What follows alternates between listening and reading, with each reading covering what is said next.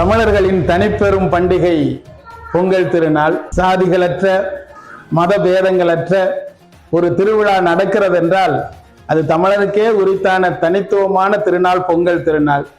இந்த பொங்கல் திருநாளில் நாம் நிறைய விஷயங்களை கைகொள்கிறோம்.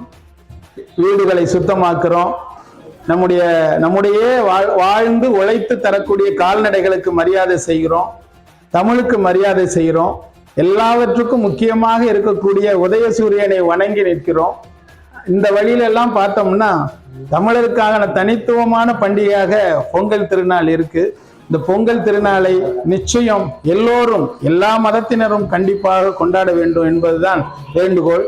2026 நல்ல விஷயங்கள் நடைபெற்று நாட்டிலே ஒரு சில சின்ன சின்ன விஷயங்கள் இருந்தாலும் கூட அதுவும் நல்ல விஷயங்களாக திசை நோக்கி மறந்து நல்ல வளர்ச்சியும் விவசாய வளர்ச்சியும் தமிழ்நாடு இன்னும் மேன்மை பெறணும் அப்படிங்கிறது தான் எல்லோருடைய ஆசை.